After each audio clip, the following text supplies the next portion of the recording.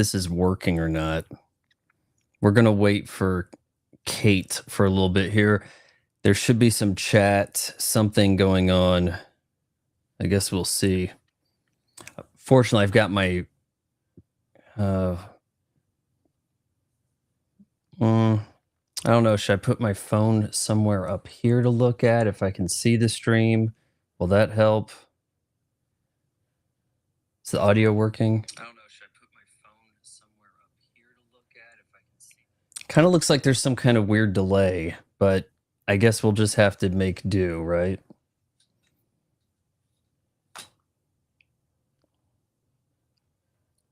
Question is, will anybody come watch? That's what I'm curious to know.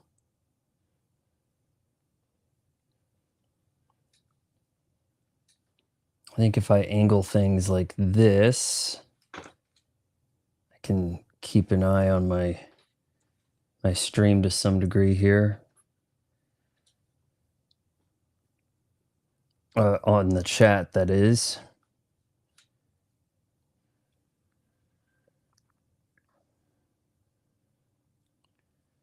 Okay, so how does this look?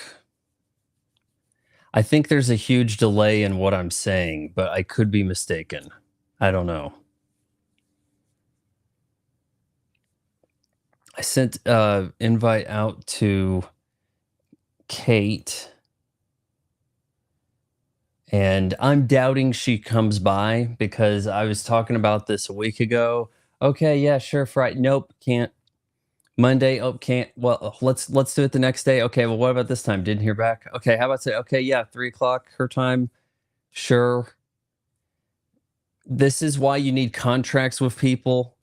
You go, oh, hey, let's just as friends do. Nope, Now, if you had like million viewers, people would be lining up to want to do a live show with you, but instead it's like, oh yeah, I'll see if I can fit that in. Almost in a way that people are afraid to say no to you. They say like, "Oh yeah, sure, that sounds good. Yep, yeah, right. Oh yeah, I'm gonna go do this instead." That's kind of the way things work. We've got 4 viewers. That's pretty good. That's way better than I do on Twitch. You can hear me, right? If you can, use the chat over there. I don't want anybody doing any of that super thanks. Is it super chat? It's kind of cringe because it's like, oh hey, I'll read your comment and answer your question if you pay me first. Like some kind of YouTube version of a stripper. I'm not about that life. So I've got a pretty decent setup, I feel like. Though I'm using the free version of this program here. I just alienated half of you by saying don't pay me. That's cool. And yeah, I mean, I'll talk about whatever topics we want to get into here. If you guys want to pitch some ideas, ask some questions. Invite is still up for Kate, and I don't see anything from her, so that's wonderful. What do I say to her? Stream is live.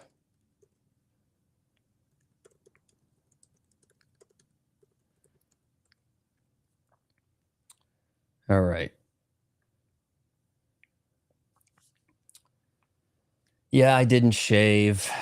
Kind of doing this in part because it's an easy way to generate content. All the channels that seem to do good all have some kind of agreement to get on their buddy's show and all agree about shit. Let's talk about the Acolyte, how much we hate it. Do we have any new fresh perspectives on it? No, we just kind of sit around and laugh at the same thing. And people watch and they keep coming back, in part because when it's making fun of the Acolyte, it's pretty good business for a YouTuber.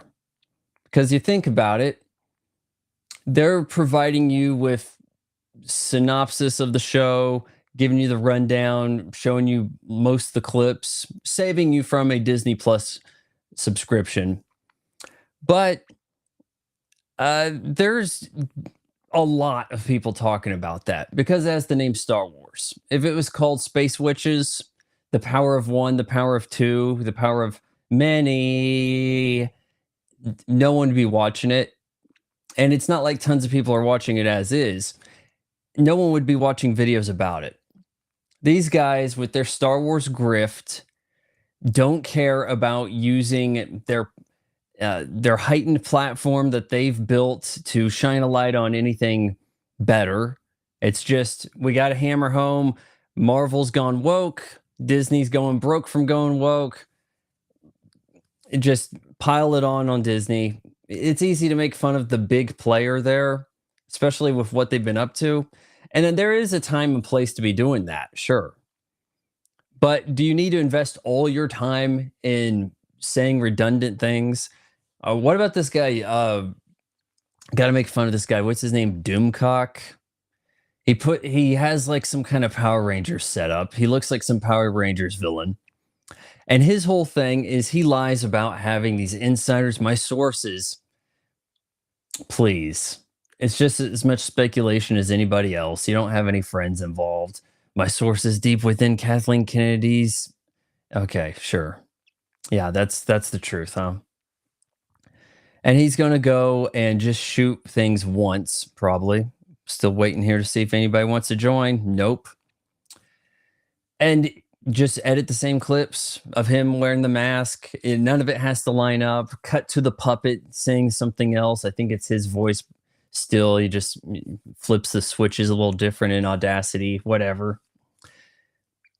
And at one point, this guy, I watched a video of his just the other day where he was talking about the Acolytes viewership and how it's like less than a tenth of the subscribers to Disney Plus watch the show, and going on about why would you subscribe to something, be paying something money to a service if you're only going to watch like less than 10% of you are going to watch it. Like when you had basic cable, you had like 70 plus channels. You did. And you didn't watch most of them. You didn't watch most of them at the same time. That's for damn sure. It's a silly argument to come up with. And he goes and says, if that'd be like me posting a video and only getting 17,000 views. This asshole, with as little effort as he puts into content, he should be getting less than 17,000. He should be grateful for what he gets. Jesus.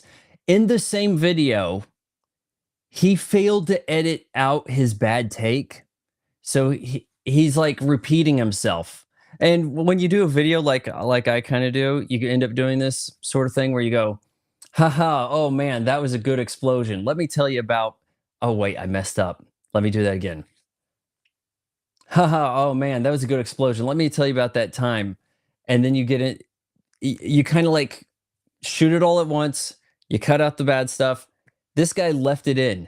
And sometimes these lesser YouTubers like this who actually end up getting viewers, they have all their mistakes in there.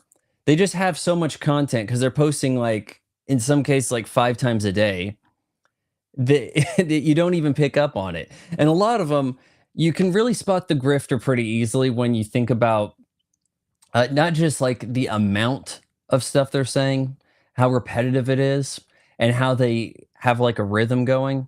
Like this guy, is his name like Hexenhammer or something? He does a politics thing.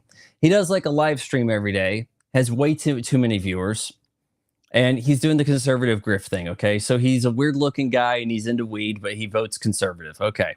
Or at least he says he is a, what did he say? Non-judgmental neocon. I don't remember what he said. But he'll post a ton of videos also. All right, everybody. Da-da-da. That's about all. Peace. Like something like that. And then hang up. And it just comes to these weird ends. And that is every video. Is it worth doing that to have a catchphrase to put on a shirt? Like, if your videos are going to be so similar all the time, I'm going to reach down here and grab a NOS that I was drinking during a Twitch stream that nobody watched. Yeah, I probably should have gotten a new drink here for this stream. If your videos are so devoid of creativity and just doing the same thing, How are you not getting burned out on that? Oh, I know. It's because the ad revenue. The ad revenue keeps you going. You realize you have to say the same thing because the algorithm tells people, oh, hey, you liked one video making fun of the acolyte. Here's 10 more breaking down the same episode. It doesn't say, hey, we noticed you like videos about shows. Uh, here's more. Here's more about the exact same thing. Keep watching. It gets to the point where you can't avoid what's happening on YouTube. And even worse, they've nerfed their YouTube search function. I'm talking until somebody uses the live chat. This is working, isn't it? They have made the YouTube live chat about you, or the search function about useless, to force you to just watch what is recommended to you. All that, everything coming up. 10 years ago, well, not even that, less 5 years back, most of my stuff was like searches. Searches is, and then people clicked on the thumbnail. And that's how, hey, Eric Brown says, hey, man, nice. How's it going? I'm just here ranting. Trying to buy some time for Kate, who said she wanted to do this a week ago and kept kind of putting it off. And then we actually had a time set out for today. And here I am. So, has anybody searched for anything on YouTube in a while? I've been hearing that YouTube was the number 2 search engine behind Google. So, ahead of Bing, whoever's using Yahoo, no one's using ask.com, Ask Jeeves. Most of the Zoomers have no idea what I'm saying when I even mention such. Remember Netscape? Was that a search engine or yeah, I think it was. All those things. Those are search engines, not as popular as YouTube, but people don't search on YouTube now because you can't find what you're looking for. I can type in name of my channel, name of a movie, review, and it will not come up. And then it'll say that it didn't find anything. Here's some other stuff you should watch instead. That is the power of our algorithm is so great that we know what you want to watch better than you do. Eric says, Jeeves has become like a retro joke now. Yeah, I bet it has. I did hit the option here to put the chat up in the video so that as people, in case anybody watches this later, they will see that and go, oh, that's what he's talking about. I think this is only in 720p. It's free. There's a watermark up there in the corner. It could be worse. Like, I mean, honestly, I'm kind of impressed with how easy this was to set up. But, when you have like a pretty powerful year-old MacBook Pro, you should be able to handle stuff like this. For the longest time, I was making things on a 2010 MacBook Pro I've got sitting over there.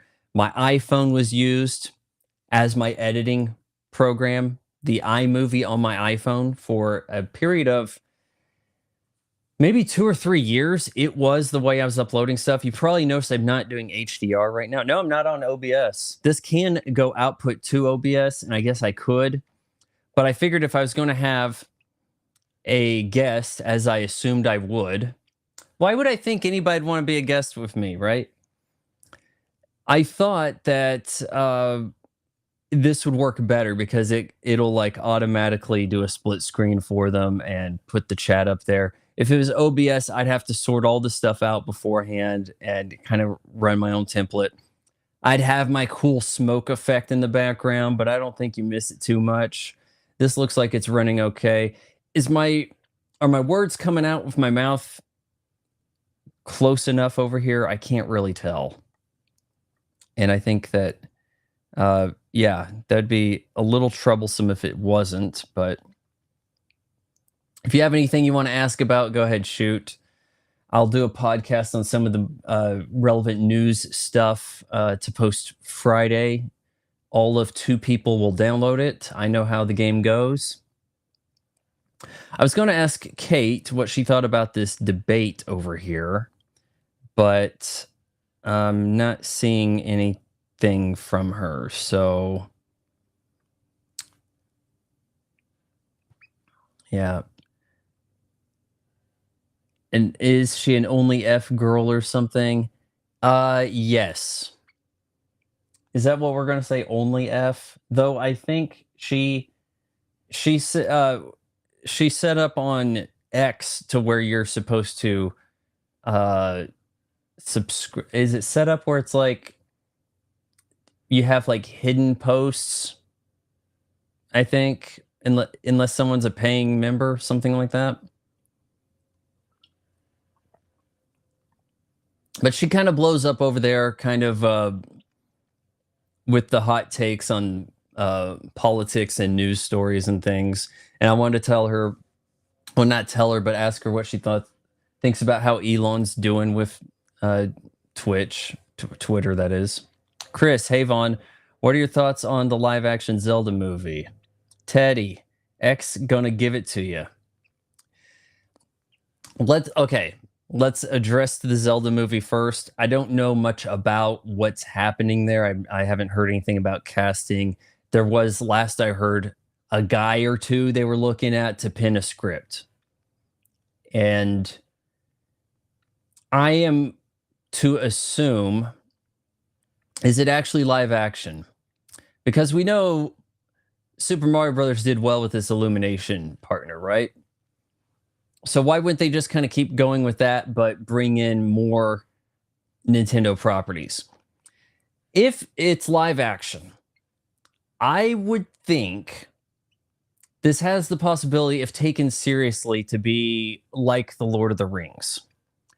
Unfortunately, I don't think that Zelda has the breadth of lore to work particularly well if it's going to be an epic story across multiple movies. And the reason I say that is every Zelda game is a reboot. Zelda's been captured by Ganondorf. Link, who is a brand new rookie and probably a child. You grow up during the quest and you defeat Ganon/Ganondorf. And then you go somewhere else and the same thing happens. And it happens again. And oh, now you go for the Twilight Princess. Oh, wait, that's actually Zelda, but she was under amnesia. It doesn't have the richest story. It could be super compelling for one movie, but we don't do one movie now. We do a franchise and we try to make each movie in the franchise appeal to as many people as possible because Julia Roberts got too old to be in rom-coms. And I think the actresses around my age never really replaced her. Who's the youngest rom-com queen? Like Reese Witherspoon? You never really got Scarlett Johansson going. Maybe Natalie Portman slightly. Mila Kunis a little bit, something. The younger sect, not so much. It's not happening. Now, there is that, of course, Mila, okay. I would say that, Anybody But You with Sydney Sweeney, she could have a thing going. If she wants to be the rom-com queen, go for it. We have to support women movies or women will come to our movies and ruin them. You have to say, yeah, honey, fine. Girls' night out at Sydney Sweeney's thing. Go for it. Yeah, okay, sure. Go ahead. I'll watch a football game. I'll play some Resident Evil, whatever. That's what you got to do. Because otherwise, all they do is make Marvel and Star Wars. And then you have everybody trying to copy that. Oh, that James Gunn, I guarantee you his DCU, is that what he's calling it? It's going to suck balls. Because it's not like he was a great talent to begin with. What was he working on? Scooby-Doo? And then, okay, fine, we'll give you these Marvel characters no one's ever heard of. Can you do something with that? And it kind of works out. But for like one movie, and then the concept of the Guardians of the Galaxy just infects the rest of the Marvel Cinematic Universe. Everything has to become super jokey. to the point that I don't even know what the identity of a Thor movie is at this point. Like the tonal shift is just all over the place. Okay, what else are we asking about here? That Nosferatu movie looks pretty good. I know nothing about it. Is that another attempt at a dark universe? What people don't remember is when they did the Vanity Fair thing and Annie Leibovitz takes the picture, it's got Tom Cruise, Johnny Depp, Russell Crowe, I'm sure some other people, right? I don't have HBO Max. They charge extra for 4K. I have no interest in the House of the Dragons. I'm sorry. I watched 3 hours of what is it? Game of Thrones. Is that what your kids call it? And I thought, some of it was okay. It's a soap opera. The characters I saw 2 episodes ago, I never saw again. There's so many characters to touch between. Sort of like The Walking Dead, whatever. I wasn't too enthralled with it. Everybody else, got sucked up in it, whatever. So I'm not really going to be looking at that. I'll tell you that much. But I was trying to say the Dark Universe. They've tried doing that without calling it the Dark Universe. You remember that? Was it Dracula Untold? And then there was a Frankenstein movie. I think it might have been called like Victor Frankenstein, where the Harry Potter kid, Daniel Radcliffe, he was like Igor or something. They've tried getting their monster universe going in a soft fashion without being and then eventually they said, you know what? Forget it. Let's say we're actually doing this. The Mummy with Tom Cruise. How can you miss? Oh, wait, never mind. And that sort of happens, right? Marvel ruined the superhero film. No more one-offs. Everything. Uh DC, I actually liked what Warner Brothers was doing for the longest time, not getting their guys overly involved with each other. Batman was off doing his own thing. Okay, we kind of brought Spider-Man or Superman in infrequently, and I mean, Superman kind of existed between kind of bookending Batman's activities. But Christopher Nolan got to do his stuff with Batman without having to tease some kind of team up with somebody else. That was nice. They're still allowing the Batman and Joker to not have to get sucked up into whatever bullshit James Gunn's going to come up with. Do you guys remember years back, former channel, where I correctly predicted the future of the superhero movies? And I get no credit for any of this. Where I said we're going to have multiple competing Spider-Mans and that there's going to be like a funny version of Spider-Man, and we're in like on alternating years, we're going to go back to the comedic one and swap back and forth. And that's what's happening now. That's what's happening with some of these other things. Is what's happening with Batman. Okay, you get the Batman. It's the serious Batman. Remember that? Yeah, it's amazing. Can Star Wars be saved? Okay, hold on. Before we get to that, I will watch The Night Agent soonish. I don't know when season 2 is happening. I've been hearing about it. My folks really like The Night Agent, and I kind of want to be able to talk with them about something. So, and I'm not going to have them watch The Boys. That's for damn sure. Even though my cousin was on The Boys last season, I told my mom, no, you don't really want to watch that show. Forget about that. So I will watch The Night Agent. I haven't really decided when. I've got a lot of things leaving Netflix soon. It should be criminal that Netflix gets things and they leave within a month or two. Who runs contracts like that for movies that are 40 years old? Oh yeah, we really want what is it? There's a litany of 1984 made movies leaving like right away. Moscow on the Hudson, need to watch that. 2010, the year we make contact. I've watched that about 20 years ago and thought it was okay. Jesus, the effects are bad. Like the simplicity of doing less with less things floating in space works for 2001 in the 60s, but geez. Oh, we want to have some more people out there. Run a tether line. Oh, God's sake. Just the obvious matte outlines. Boy. Okay, hold on. Let me get through. I'm not, and also, guys, do not do a super chat. In fact, I may have that turned off. It's cringe. It and the it, and why are you watching people? Not that you guys are doing this. Why would you watch somebody that only acknowledges your existence when they receive money from you? I would prefer, and I don't even have the Patreon thing going right now. There's no perks for anything. I'm looking at doing super cheap channel memberships as some way for me to show you stuff that I know is not going to do good in the algorithm, like reposts of my game streams. Maybe something that, maybe if I say something super controversial, there'll be like a members only video. Because I think you could probably hide some of that stuff on YouTube. I think you can get away with that. But I'm saying like 99 cents a month. And then you guys will also, get your name highlighted and have some special gifts, something like that. I've thought about rebranding the channel, but every cool name I try to come up with, YouTube says I can't use. And it's like, you can't use that.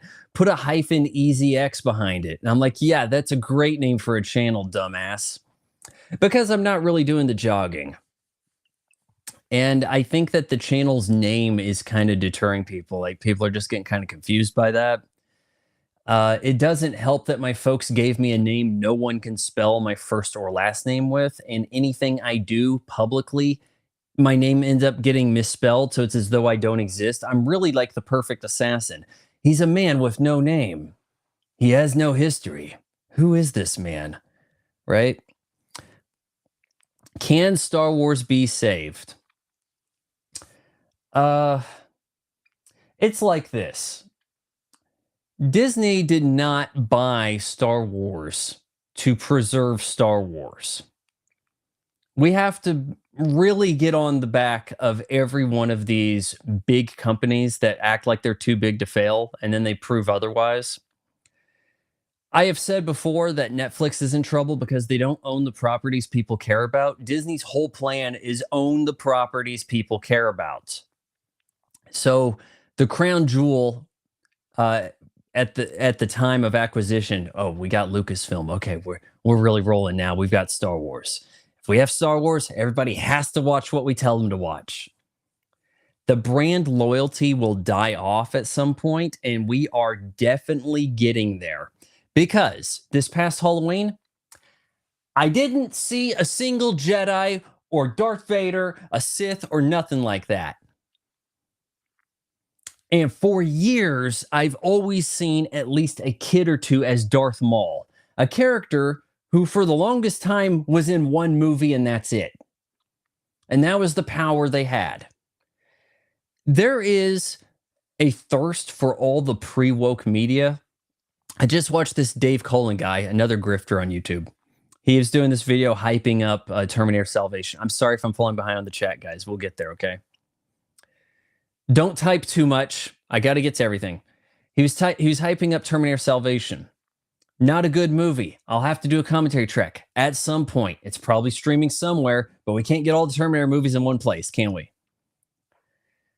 And just when you look back at anything from the pre-woke era, before there was, I'm a woman and the guy doesn't get to tell me what to do, girl boss, the power of girl boss, and don't let men put you down. You could do anything.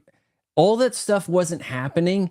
And even the bad movies, the sequel trilogy just makes the prequel trilogy look amazing by contrast. In real time watching the prequel trilogy, thinking, you know what? Not a popular opinion, but The Phantom Menace had the most intricate plot. Okay, there's some stuff that didn't need to be there. Jar Jar Binks stepping in things. Tonal issues, but there was a reveal to it. You still don't even know who the Phantom Menace was until if you really understood. Oh, well, hey, that isn't that guy the guy that played the Emperor. You kind of have to put some things together. Second movie's crap. It's overly comedic. It's a joke. The third movie, still kind of some of the same. A lot of people hype up the lightsaber stuff at the end. I feel that at some point there needed to be some lightsaber training. Well, Anakin, you must have the high ground. Then how come he's saying you can't win, Anakin, I have the high ground? It was never brought up that you want to establish high ground. The intricacies of lightsaber training was never given to the audience of the films. Maybe if you looked at all the legacy extended universe, all that whatever books, maybe it comes up there. It shouldn't work that way for a movie. The movies shouldn't require outside research. So yeah, I have problems with those. But at some point, Disney will have to get their act together and either sell Star Wars, who someone will buy low, uh, but it'll be a rich kid will buy them. Like right now, we have rich kids trying to buy Paramount. That Ellison guy who runs Oracle, which sounds like a money laundering scheme to me. Oh, you're like the fifth richest person in the world and you have a company nobody uses? Okay. Shit. Yeah, somebody it will eventually save Star Wars because there's if it's the only game in town for so long and you have grandparents telling their kids they need to like Star Wars and they don't really have a lot of alternatives, they'll invariably have to like Star Wars or start playing sports again, right? So someone will eventually save Star Wars. It'll be ugly and it'll take a long ass time. Okay, hold on. Star Trek is dead. Possibly. Here's the thing. Those Ellison kids that are trying to buy Paramount, they really like Star Trek. Rich kids who have a pet project that don't know the word no. That one chick, she said that her Terminator movie is going to be rated R the way God and James Cameron intended and then put out a PG-13 Terminator film.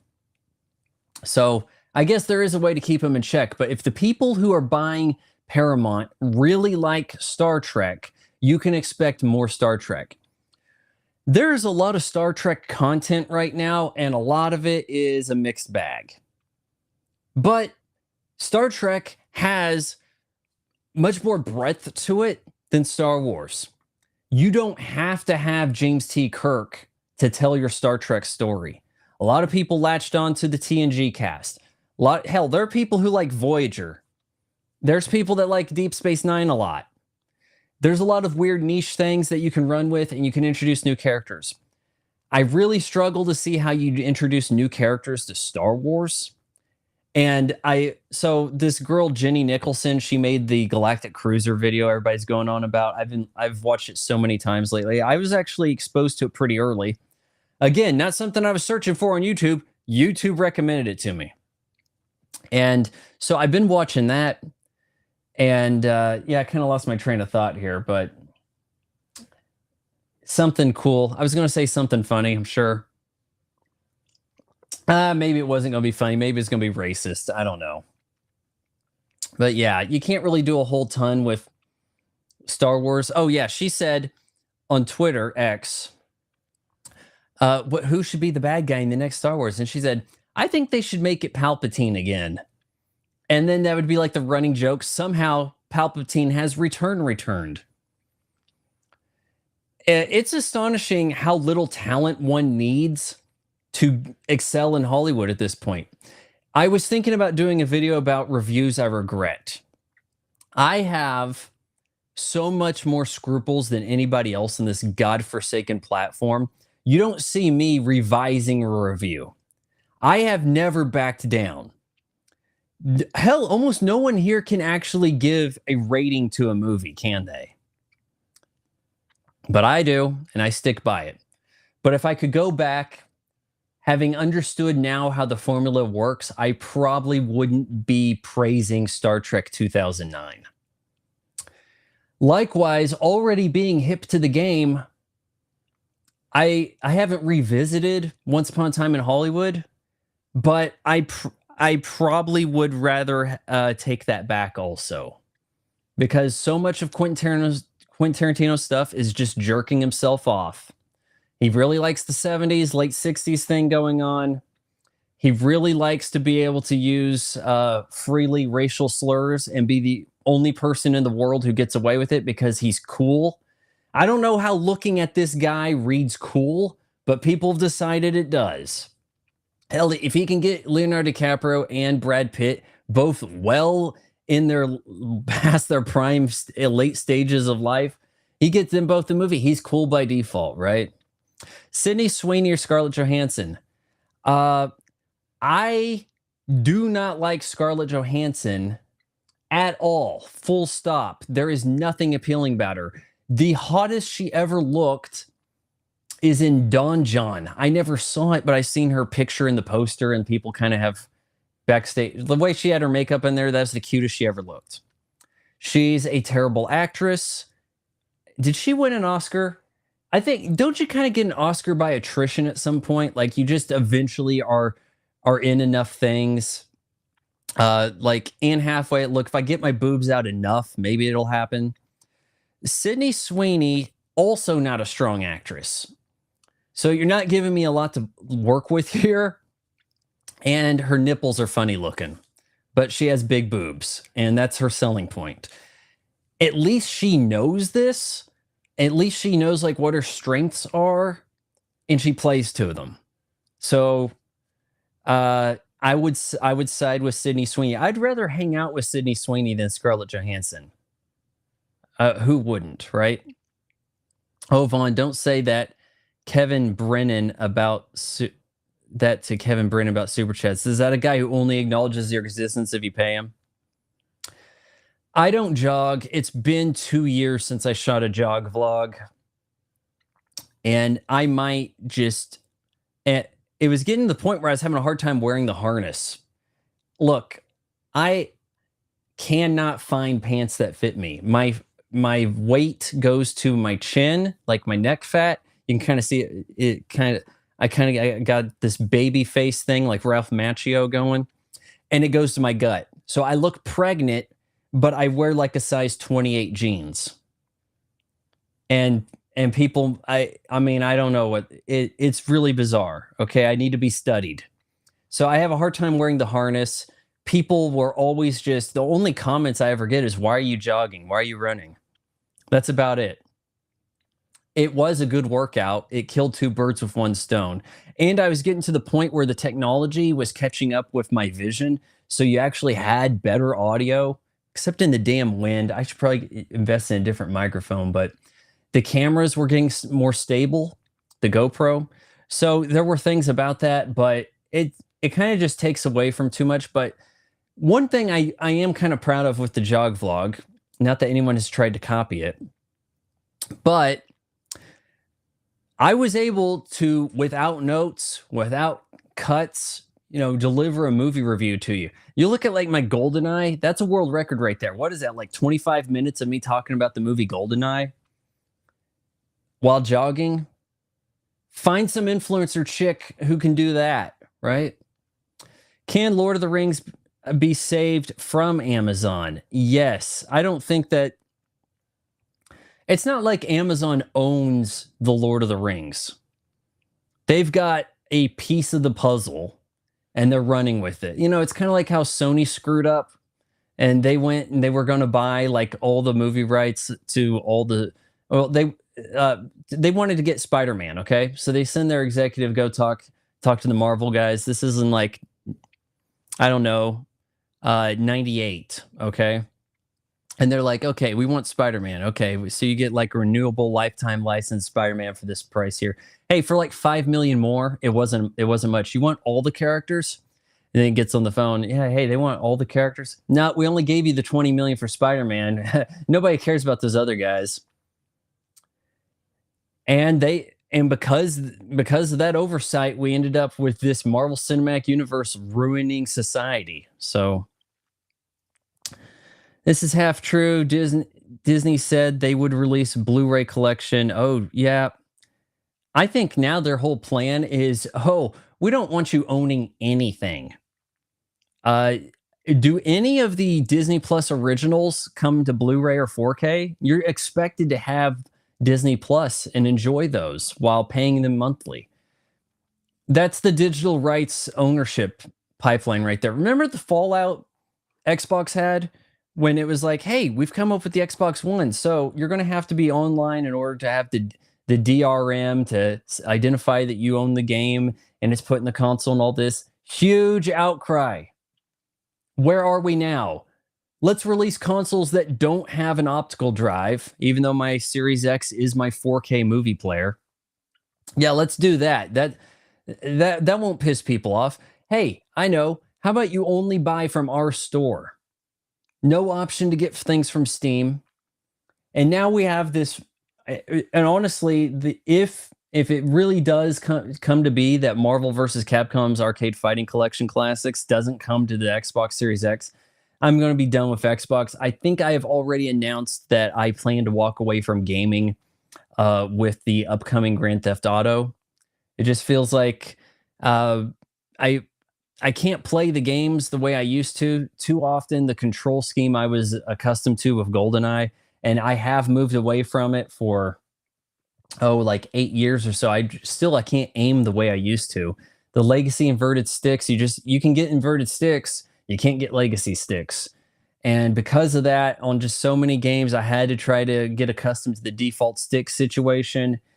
And I can't do it at the same rate I used to. And I'm tired of babysitting other people's stupid kids who show up just to ruin my game and get off on trolling. So that is a factor right there. Okay, what do we have here? Utah Jazz first round took Jock Vaughn. He played in Pasadena versus my team. I can say Vaughn easy.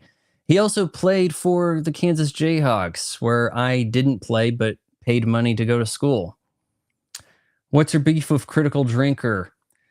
In case you aren't aware, I am so far ahead of all the trends but I don't sit there and harp on them, okay? No one beat me to having a negative review of Star Wars The Force Awakens. No one. I had the first bad review out. Everybody else is enamored. As the years go by, they get to check which direction the wind's blowing, and then they decide, you know what, I liked it at the time, and then it's always like that. Well, the Avengers stuff is pretty good, but eventually people are going to turn against it. His whole shtick is he was against Captain Marvel. So the hell what? He gets viral for a Captain Marvel takedown. And then after that, it's just a bunch of, well, we got to keep going back to that well. And then I'm going to have an open bar, live chat, whatever. And I'll only acknowledge your existence if you pay me to read your super chats. All my buddies here completely agree with me. Compelling television was a debate. You had one side of the aisle and the other, and you didn't have people agreeing. Do people not remember Siskel and Ebert? It wasn't about, hey, me and my bros all agree. Come listen to us for 4 hours at a time. Yeah, so, and he doesn't put out any good content. He cuts away to J.K. Simmons laughing, some British lady talking about shite, and a clip from Not Another Teen Movie. He can't tell jokes, but he can cut away to that stuff to signal to you guys you're supposed to be laughing. So yeah, he's a hack. Completely true. Eric, I'm going to assume you agree with everything I said, even after you typed that. Okay. Teddy, I play the new female Han Solo in Star Wars Hunters. What's Star Wars Hunters? I don't even heard of that. The new Wookiee is famous. He's named Graz. The new Wookiee is stronger than Chewbacca.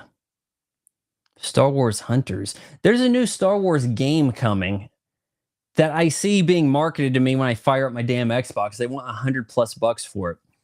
So I think today, actually, M. Bison comes out on Street Fighter 6. That's a game I put like $110 into, and I don't have access to every character and every costume. Your state senator is not doing anything about this.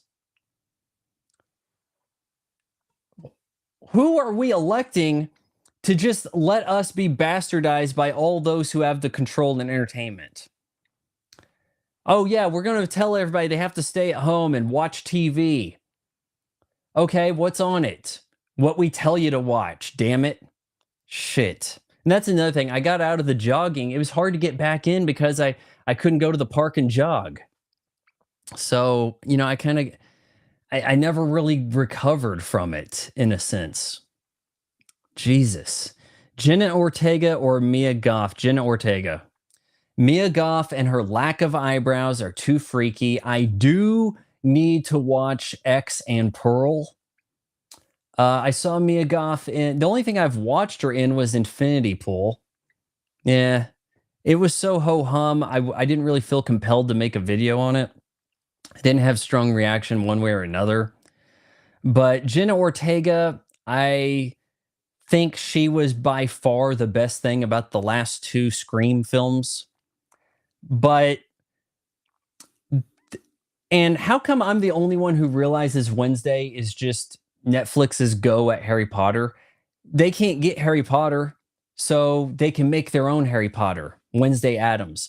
Nothing to do with anything ever set up in the Addams family, but we'll just make Harry Potter, change the name to Wednesday Addams. There you go. You're in a school, there's competing dorms. I'm the only person who figured this shit out. That video doesn't go viral because it didn't upset Jenna Ortega into having some backlash online. I don't get it. But Jenna Ortega just doing the same thing again to be in Beetlejuice as Lydia's daughter. I didn't watch the whole trailer. It's kind of like, do we have any creativity in our casting? She's already playing this part on Netflix. You could find somebody else. What the hell? Finding Dory came with 2 copies of the movie widescreen and formatted for broadcast. That's surprising because that's a fairly recent-ish movie, though that came out before Disney Plus, right? Maybe Finding Dory's older than I think. Maybe it's 10 years old, but that is strange. Will movies ever become good again? No. Hold on, let me finish the question. With good quality stories that take risks, no. Like back in the 80s, no. It seems the most movies are too expensive and written by AI. Thoughts? I think I've brought this up before, but we've come to a point where we have to consider that the best movies ever made have been made. And it's been a long time. It was made, it was like that a long time ago, actually. Okay, the best movie ever made is clearly Terminator 2 Judgment Day. Don't even start to disagree with me on that. It checks all the boxes for what one could consider a high quality movie in such a capacity that others can't by sheer median reach. But there's good movies after it, sure. Good movies don't necessarily make money now. Brand recognition, product, appealing to the critics to get your plot armor happening. All these sort of things happen now to the point that there's no money in making good movies, so they don't even bother making good movies. And that's a shame. Not to entirely rule it out, but if the big movies lose so much money, they may actually get mid-major players back into the game, and we might only... Because, look, if teenagers don't have cars to go to the mall and meet up and eat certain foods and have particular interests in fashion, and music is so expendable they didn't have to save their money to buy an album, to have a vested interest in anybody's music career, all this sort of stuff, and they don't go to the movie theater, then you end up with maybe movies only appeal to adults going forward. Therefore, let's only make R-rated movies, because the kids, the G-rated stuff, they watch the Disney Plus, whatever. The teenagers, they don't go to the movies. We don't have to do the PG-13 thing for everything anymore. Let's just make R-rated $30 million movies and see what happens. You could make a really damn good movie on $30 million. I have said, and this was a while back, man, it's going on almost 20 years ago, that $20 million, you give me $20 million, I'll give you a stack of Oscars. Maybe that costs a lot more than that now, at least 100 million, maybe. But I think you could make pretty good stuff for 30 million. It's just it's like paying the producers and names and all the licensing that end up marketing that kind of move the budgets up. So that kind of sucks. So let's not entirely be such naysayers that we rule out the theater altogether.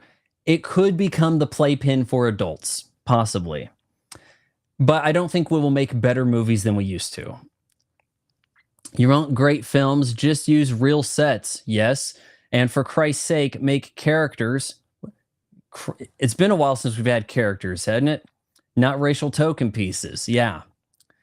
Teddy, even the male caption, you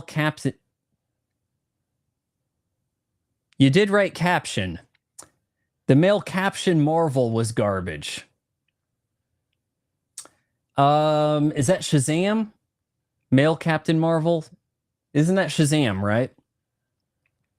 That first Shazam movie was all right. It bucked the trend a little, but I didn't see the Fury of the Gods. It looked pretty weak sauce. No one else saw it. It's amazing. Everybody wants to talk about how much money The Flash lost. It made more money than Shazam Fury of the Gods. Now, maybe Fury of the Gods didn't have the marketing money put into it and as much budget, whatever. But it made the gross on it is so small. I think in order to find a less lucrative comic book based superhero thing, you'd have to go to Elektra. Doug Burgum, make Street Fighter great again. You can't make these fighting games good again. They're evidently making a lot of money from a very small player base who has the FOMO and has to buy all the new outfits for $5 a piece or whatever and is willing to pay for the new characters. That you can't get anybody new to play these games. I don't consider myself a Street Fighter noob, but I sat out long enough, I may as well be. And I could do a stream for you of me getting my ass handed to me repeatedly, just getting perfected into rage quits. Would that be compelling? Because the only people playing these games are the hardcore. And I don't even ask me to try to play Tekken again or Mortal Kombat. A game whose the last one I played much of was Mortal Kombat 2. I would get my dick rang off so hard in Mortal Kombat 1. That's the current one they're calling it. Ah, Jesus. It would be an ugly sight. Yes. Jenna Ortega or Emma Stone for dating and for acting. I'm going to give Emma Stone some of her flowers here. She was not particularly attractive and was getting cast as she's supposed to be attractive, like Easy A movie I didn't like, a movie that tried too hard to be a John Hughes, like any John Hughes film for that matter. It wanted to be The Breakfast Club. It wanted to be deep like that. It wanted to be Ferris Bueller's Day Off. But in, was it Amazing Spider-Man? She got her act together. She's like, okay, I have to be Gwen Stacy. I have to be kind of cute. I'm going to start working out or quit eating sugar. But she got a little cuter. She did. So I have to give her flowers for that. But, you know, of course, having seen Poor Things, Jenna Ortega is by default less of a whore. So for dating purposes, I would go with Jenna Ortega. I did run a little bit of a poll over on X this morning. Nobody noticed. Guys, do follow me over on X/Twitter at Von Fry, Instagram also, and say hi or whatever, and I'll follow you back for watching this live stream. Because the whole experience takes place across multiple platforms. It's very much like Star Wars over here. I'm a multimedia franchise. I ran a quick poll. Wanted to point out, hey, who do you guys got here? Kaya Gerber or Linny? Is that her name? Linny Klum? And I'd like to know what you guys think about that, comparing those two beach bods. So, greatest film of all time is Terminator 2 Judgment Day. Completely agree. Did you think the Batman movie with Robert Pattinson boring? I fell asleep from it. I did a commentary track on it, and I did not fall asleep when I saw it in theaters because my bladder was about to explode. I and this had actually occurred with me at Batman Forever back in '95. I drank a lot of drink and ate the popcorn and had to pee near the end of the movie. And that happened again when Batman was confronting the Jesus, and then when I got back in, the Jesus was arrested, and I think he got shot in the street by a sniper. I think I saw him get shot. But yeah, my mom and dad, they went with me because I kind of thought it'd be fun if we saw the movie together, because the first movie we saw was the three of us, and we went to Batman '89. So they went with me to the Flash, and I think they hated it. But at any rate, my mom's like, "Oh, you missed a good fight scene over there." Well, she went to the bathroom earlier. Like that, it felt long, but being that it wanted to be 7 was kind of appealing. Now, I haven't done a review of Joker, okay? But I have some things to say about that. And you guys can go ahead and clip this and put this elsewhere. This is Vaughn's take on the Joker or Joker movie. That movie is trying way too hard to rip off 2 films from the same director. And I think you know what I'm talking about. And yet the YouTubes don't seem to draw the connection. What is it? Mr. Saturday? No, the King of Comedy. It wants to be the King of Comedy, and it wants to be Taxi Driver. So very bad. And I saw the trailer for Joker. In fact, they wanted to be them so bad and wanted you to know the connection. Robert De Niro's in the damn movie. In the trailer for the new one, what is it? The De La Fou something French. You even have Lady Gaga, like, oh, by the way, she looks pretty cute as a civilian. Mental patient Lady Gaga. This way better than alien looking Lady Gaga in the pill commercial I have to watch. She's doing this like gun to the head thing, like Travis Bickle. It's like, okay, I get it. You want to do Taxi Driver over here. Jesus Christ. Go back to your bad comedies, Todd. Yeah, I can't love the Joker movie too much because it's trying too hard to rip off other things, but because it made it a mashup, it seems to get away with it. And no one seems to realize or come down on things that are a mashup. Oh, mashups are cool. Let's get a mashup of Back to the Future and Star Wars. Put that on a t-shirt. Yeah, you can't get sued because it's not one thing or the other. Mashup. What is Stranger Things? A ripoff of everything Stephen King and Steven Spielberg did in the 80s. But because it's not 90% one thing, it's only 10%, 10%, 10%, 10%, it gets away with it. And it's like we're devoid of creativity, and this is the world we're in now. We are in the worst timeline. Eric says, I love the setting for the Batman, but Pattinson did Bruce Wayne wrong. He is Don Diego del Vega from Zorro. He's supposed to throw you off. He's supposed to. My theory on that is I should have brought more drink.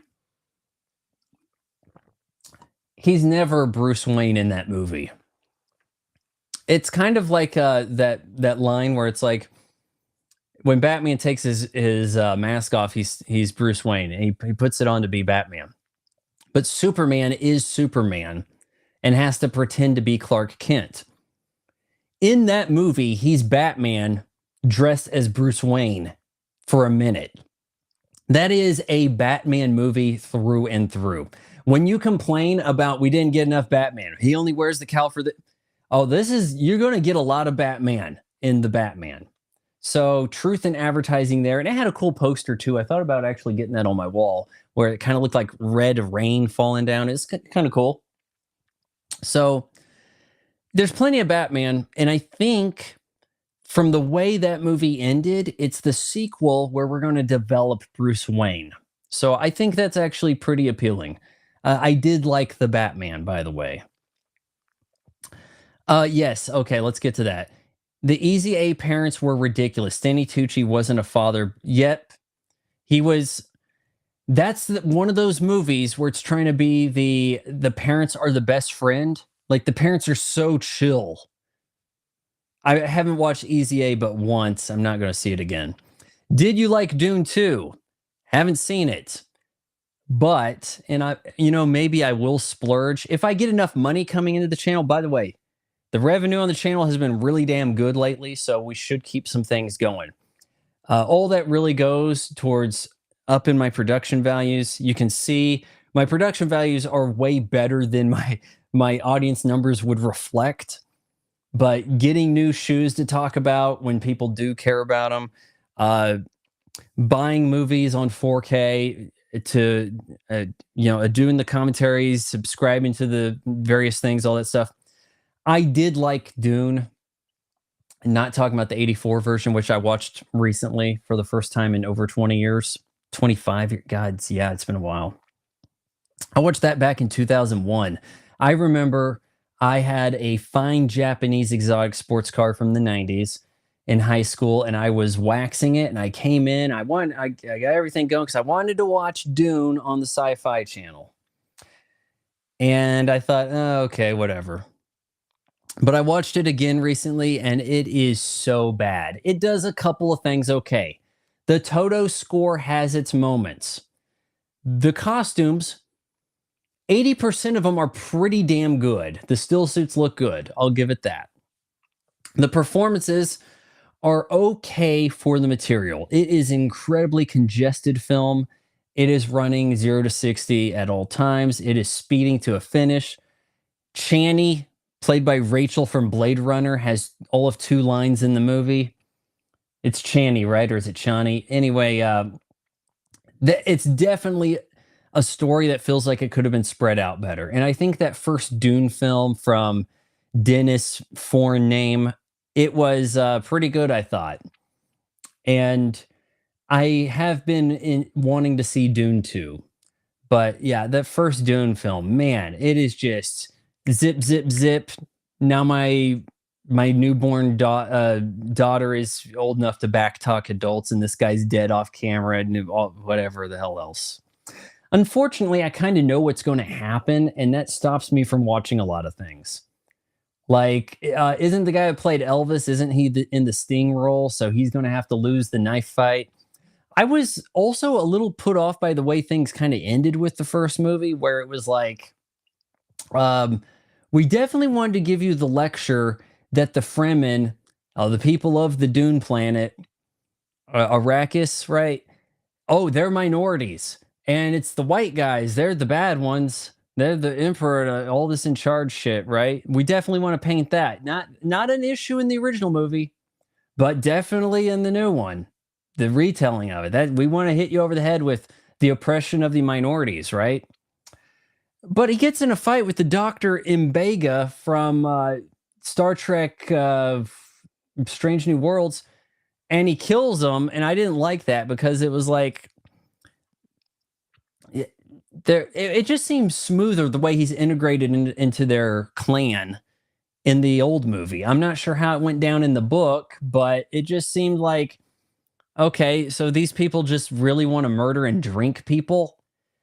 I don't really want to hang out with them. Why do I want to lead these people after all? Why do these people need freedom? Jesus. Anyways, that's just some thoughts on that. Mental patient Lady Gaga or mental patient Angelina Jolie from Girl Interrupted? Haven't seen Girl Interrupted, but likewise, I haven't seen the new Joker movie. I just thought Lady Gaga looked maximum cute, not trying too hard here. But we know, and I was never big on Angelina Jolie. I didn't think she looked that good as Lara Croft. But we know damn sure that all things being equal, and we're looking at, even in Girl Interrupted, you're looking at a younger Angelina Jolie than a Lady Gaga now. So the mental patient, like, we're looking at a 10-year gap or something on the ages for this. But yeah, Lady Gaga on her best day doesn't really match up well against Angelina Jolie for most of her life. So I guess I'd have to go Angelina Jolie there. Zendaya or Jenna Ortega for acting and dating? I'll go with Jenna Ortega for both. Zendaya a little too tall. 5'10" is pushing it. When when girls get over 5'9", the arms become very, very long. And if you're dancing somewhere, it is all elbows. You're catching an elbow like a Dennis Rodman rebound. The beanpole look on her. She was wearing this dress from the 90s where it was like a robot thing, but she didn't have the bosom to pull it off, and it looked pathetic because it wasn't shaped for her. So she has the body that I had when I was about 11. So I would go with Jenna Ortega. And okay, she's younger, so that makes me a pedo, whatever, something. I don't care at this point, right? I'm pretty sure she's of legal age at the point I'm saying this. And I will go ahead and say Jumanji, Kirsten Dunst at the height of her powers. And I can say that because she was older than me when I watched it for the first time back in 95. Deal with it. What's your take on 105.7, the Game Sports and Fox Radio YouTube takeover? You just you just found out. Teddy, did you ask me about that before? I think I might have checked out that channel because it sounds familiar. Fox Radio YouTube takeover. What did Fox buy their YouTube channel? I mean, I guess that could happen. Remember when there was all those like media managers, the collective or something, and like Disney and people bought them, and I mean, all that really fell off. Remember how every like burgeoning YouTube creator was being invited into one of these groups where they were going to just be used, and the names at the top were the ones that got them to sign on. Like, oh hey, Jenna Marbles is with us. So you want to sign with us, don't you? Give us all your ad revenue, right? Whatever happened to that shit? It kind of fell off, didn't it? Would you work for Disney for a year if they paid you $65K as a production guy? Back, I actually had seriously planned to just move to LA back in like the early 2000s before graduating college, just leave after a year because I saw the writing on the wall. I foresaw back in 94 the college bubble bursting. Just thinking, if everybody's being told to go to college, who's going to work the jobs that don't go to college? Like the math wasn't mathing, okay? And then when I got there, I was like, everybody here's a moron. The kids in my high school were smarter than the kids in my college. And it wasn't even debatable. And so, like, what am I doing here? I should just move to LA and just make movies for free, just to prove that I can do it. So I would easily work for Disney for 65K. I could turn things around for Disney, but I'd have to have so much power that I couldn't be deal with detractors. It wouldn't work out. Like I'd have to have like, it's not like a Dave Filoni thing. I'd have to be Kathleen Kennedy in order to get things done. And even then, that would just be for the Star Wars and Indiana Jones, right? Or like, where else would that apply? Because you'd have to be, is it Kevin Feige? I keep thinking Paul Feig whenever I see his name. You'd have to be at least at his level to turn things around at Marvel. But since when did the trouble is, we come up with this philosophy that, oh, hey, they're letting a woman directed Star Wars. Did she? Well, an episode of one of the Mandalorians or whatever, the girl with the tri-head, Twi'lek, what's her name? Ahsoka. And I'm like, that's not really directing. Shows are largely determined by the producer. The creator of the show often gets the title of like executive producer. I actually like the fact that some things now I'm seeing are saying developed by instead of created. It's like, you didn't create this. Okay, developed. That's a much better way to phrase it. Developed this version instead of saying you created and then based on characters by George Lucas, right? Actually, I don't have the Disney Plus, but does the Acolyte say developed by Leslie Headland? Is that her name? Does it say developed or does it say created by? That's what I'm curious about. I mean, at least in her case, I guess you created is a better way to phrase it. But I mean, if it's something that was a movie and now it's a show, or was a show, now you're doing a reboot, or it doesn't seem like created's the way to phrase that. I mean, I could turn things around. There'd be backlash, whatever, and it may not really be worth it. People as creative as myself don't want to, fix somebody else's mess. Uh, Kids are kind of like looking up to people like J.J. Abrams. Oh man, maybe someday I'll get to save Star Wars. I'll get to make my own. And it's like, no, like George Lucas wasn't running around saying, well, I'm only going to try to make James Bond movies because they inspired me or something. Creative people want to tell their own story. So it's not really something that appeals to me to have to like go save the Marvel characters and Star Wars and things like that. So I make one video talking about The Force Awakens being a dumpster fire, but the people that make the money with the Star Wars grift only make videos about that. I have other interests. I have other things I want to talk about. I got channel burnout before. It's easy to get burnout if you have a niche on YouTube, and people don't seem to realize that. So if you're only talking about movies, you're only reviewing games, you get burned out. So I talk about whatever I want to talk about, and I want to make evergreen content that can be searched, even though the search function really no longer exists anymore. Everybody else wants to make things chiming in on the latest news that is considered irrelevant with less than a day later. Reactions to stupid trailers that no one needs to react to. I think, does this deserve a video? Instead, YouTube wants you to think everything deserves a damn video. Shit. Okay, what else do we have here? Who is the new Tom Cruise or Brad Pitt for younger generation acting wise? Who has the looks and acting skills to take his place? I've been pretty complimentary towards Glenn Powell. He is a little older to be new generation young, but it's gonna be a Glenn Powell summer coming here. He's looking good in the new Twister.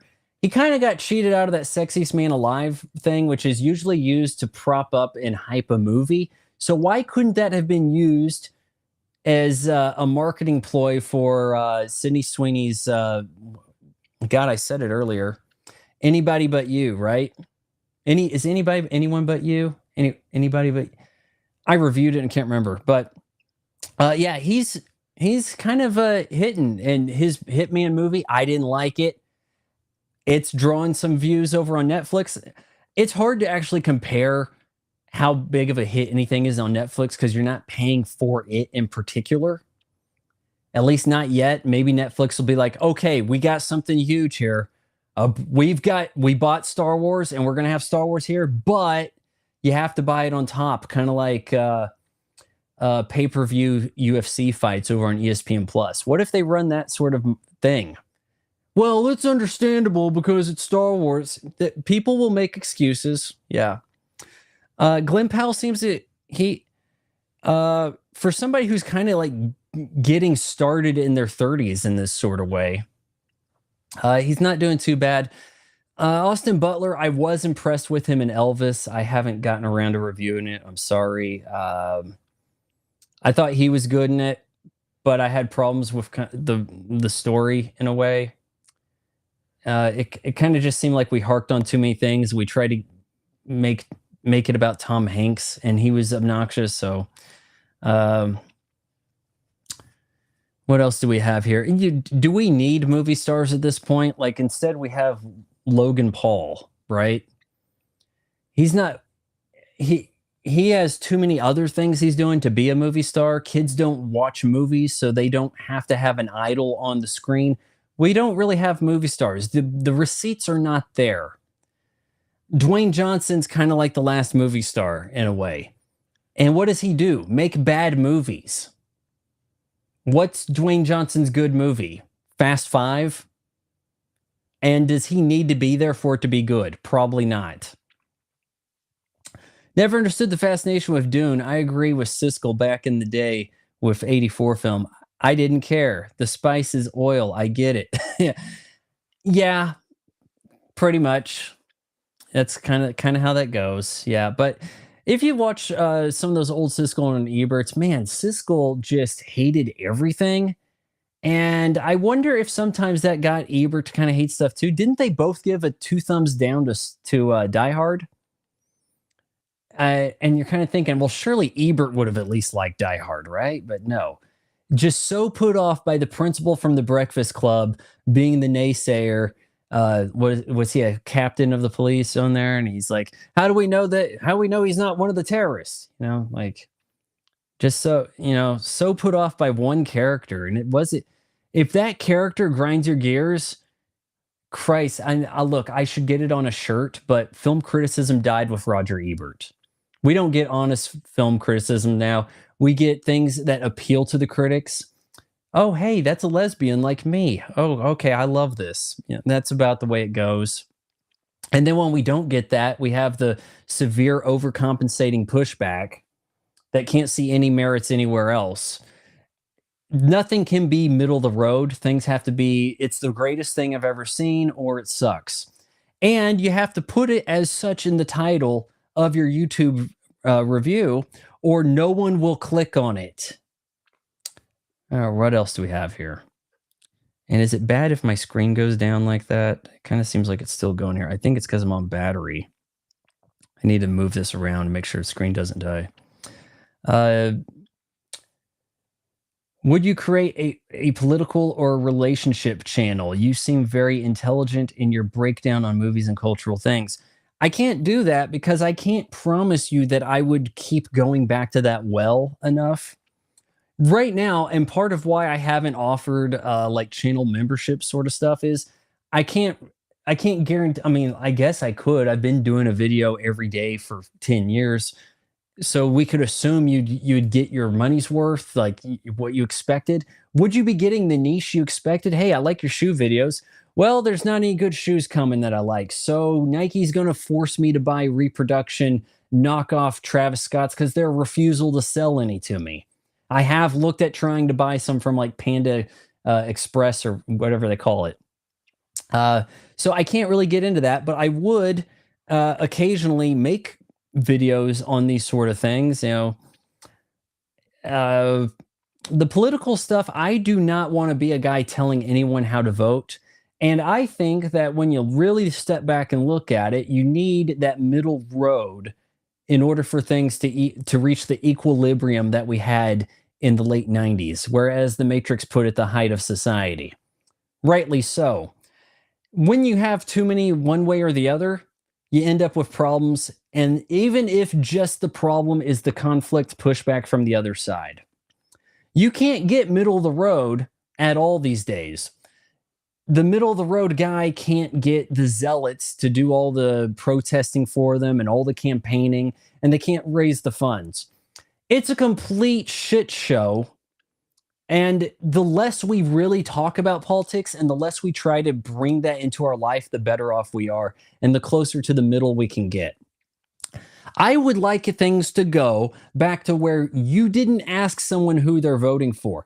I'm pretty sure I got slapped for that once. Oh, hey, they're doing some voting. Who'd you vote for? Smack back in like 92. That's the way things need to get back to going. A lot of our problems can be fixed introspectively. They don't need to be relying on the government to fix things. As Denzel Washington said, the kids on the streets, you fix that at home with the parents. The kids need a father. As soon as you have to turn to the government, the problem's already out. It's past due or whatever he said. Denzel Washington, that's a cool guy. Everybody likes him. He kind of keeps his mouth shut on a lot of things. I think because he knows that he has changed his opinion, but he doesn't need you knowing that all the time. I miss having movie stars that didn't need to be opinionated, make TikTok videos of stupid shit, and remind you that they're famous. Denzel Washington, until very recently, had never done a sequel. It wasn't until Equalizer 2 that he did a sequel to a movie. That was a guy who wanted to have a project that said its piece and moved on to the next thing. Okay. James L. Brooks said, I made characters for Cheers from book reading, but directors now are making characters from past films with no depth. That's probably true. They're inspired. We, you got to a point where with the, was it the, I'm losing my film theory stuff here, but you got the new wave directors. They were the ones that went to film school first. Okay. The people that were making films there wasn't a school for it. All right. When I was studying films, and I had some pretty elite professors and stuff, a guy that went on to win an Oscar. And the kids there, they hated Michael Bay films. And I was like, why? Like, I don't get it. At the time, he hadn't made any movies I thought were particularly bad. I don't even think Transformers had came out yet, and they hated them. Why? For Bad Boys 2? Watch Bad Boys 2 now, and it's a freaking masterpiece compared to the things we get now. Okay. But the agenda was hate Michael Bay, love Quentin Tarantino. You want to be the next Kevin Smith. That was like the three-headed dragon here. Kevin Smith benefited from making an independent film when most people did not have the means. The fact that there was some gatekeeping there, that you had to get film, he shot black and white Clerks. There wasn't a lot of competition there. What did I do? I messed up something. Oh, let's go back to that screen. Some girl showed up on my screen here because I pushed down. I pushed down on the keyboard to try to keep the screen alive. I guess I'll just move the mouse around. Everybody wanted to be inspired by somebody else doing something before them. And invariably, a lot of people just make Clerks set in a different location. When I was an independent film programmer for 10 years, the amount of times I saw Clerks set in a goddamn coffee shop, and these people thought that they were being unique and original. People are too easily inspired. Look, I could tell a lot of stories. Not all of them involve the Terminator, even though Terminator 2 is my favorite movie. Like, wrap your head around some of this stuff. Jesus. Margaret or Chloe Moretz for dating and acting. Margaret Qualley. Is that the way you pronounce her name? I know who she is. Jesus. Okay, Mary, you ask tough questions here because you're not giving me a great choice like prime Jessica Alba. Like okay, Jessica Alba for quite a she probably had like a good 6 or 7 year span where she was like as hot as it gets, as the movie stars, TV stars even go and stuff. From Idle Hands to when she hosted the MTV Movie Awards, and that ruined her career because they cut away to people in the crowd not laughing. That will ruin your career. Yeah. Margaret Qualley, I would probably actually take her mom in her prime. Even not so much prime. It doesn't have to be Greystoke, The Legend of Tarzan. It can be Groundhog Day. Yeah. Chloe Grace Moretz, definitely pass on that. No, that's not happening. And it is awkward when you're introduced to somebody when they're young too, because then you kind of can't look past that so much. So Margaret, at least the first time I saw her, she was probably already legal, playing an underage girl in Once Upon a Time in Hollywood, right? So yeah. Margaret Qualley or Jules Vaughn. For who is Jules Vaughn? I'm gonna type that in. I don't know who Jules is. That a character played by a guy going as a woman or something? I don't know. I haven't seen Euphoria, so no one can ever tell me how to vote because I never vote. Good policy right there. I always get jury duty, and this country was bought and sold already. I was getting jury duty without voting too, and thought that was kind of troublesome. When I did that back in February. Was it end of January? End of January, early February. I did a cruise. I got placed on jury duty for that cruise, and I was like, well, I'm going to be on a boat. So, and then they said, okay, well, when you get back, we'll see if you're still in the pool. And then they just kind of dropped me. But I think it would be interesting. You can have a show, and I've thought of this, and you guys can run with this if you want to. Every hit TV show is the same thing with a different occupation. So we have Sopranos with cows. What is that? It's Yellowstone. You do the same sort of thing. Sopranos with meth. One way or another, look at it kind of this way.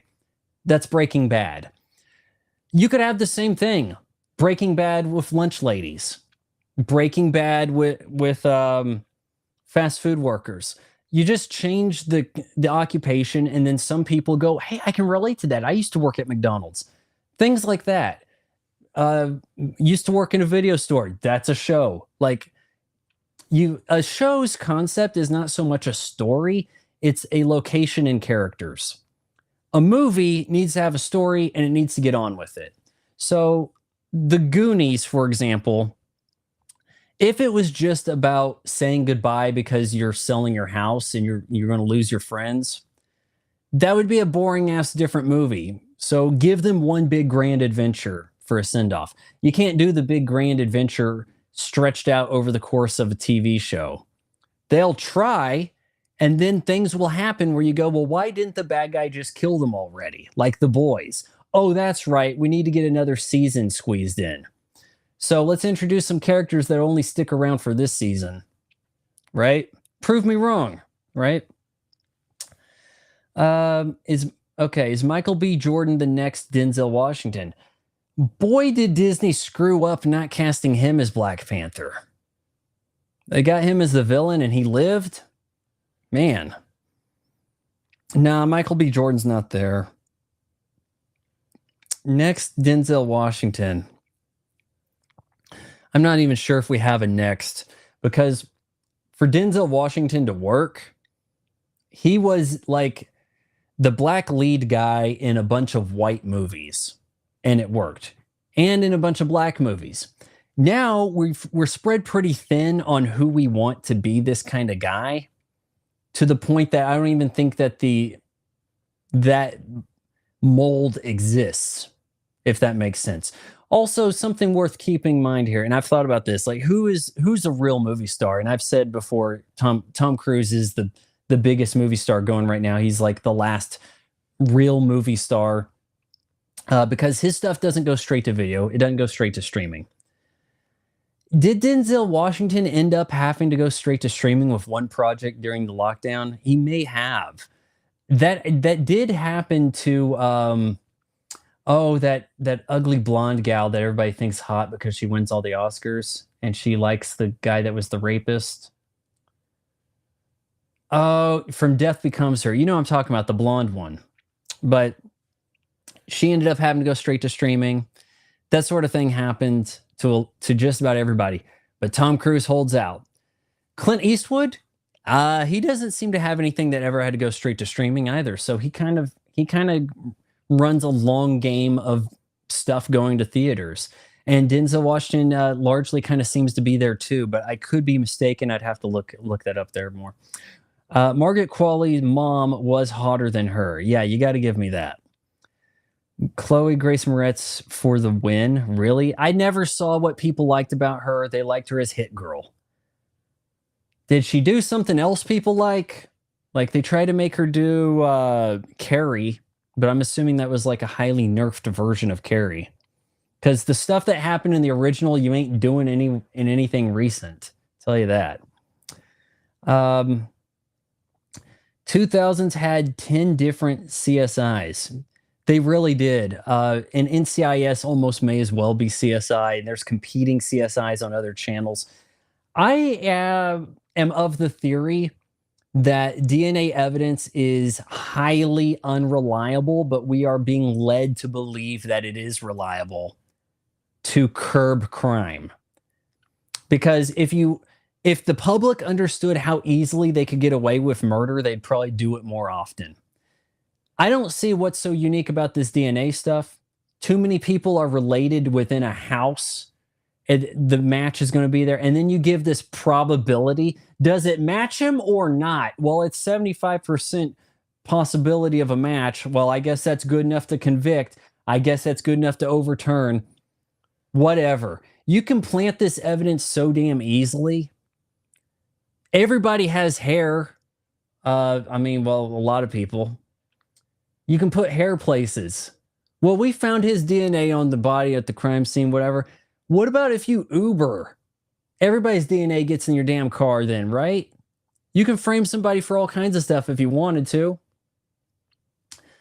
Denzel Washington was the next Sidney Poitier, correct. And we don't really have a need for that guy anymore. But Denzel Washington could do a lot of things. He could give you spats of action. He could give you the no massa type role, right? He could do a lot of things. And now we've kind of played that hand too many times. And if any black people watch this up to this point, you're not, but how come every important black movie has to be about white people doing bad stuff to you? An important white movie can take place in the present, but no, that's an important one. Really, Black Panther's the only important, we have to go see this for the culture movie that doesn't take place in like a racist past. I'm not saying that stuff didn't happen, but what's with the racial grift dynamic to this? Oh, if you want an Oscar, you better play a historical black guy who had to stand up to the white man. And that's about the only way we can pull it off? Like, you guys have struggles now. How come you can't make honest movies about the crap you're doing to each other these days? Glad I said that much. All right, did anybody else feel particularly alienated over here? Mary's no longer asking me to size up women. DNA made Jack the Ripper interesting again. They found out it was Polish immigrant instead of... I don't think they ever found shit out. I think they like to come up with different theories and then say there's some science behind it so each guy can really prove himself right. I don't think that there's really much to it, really.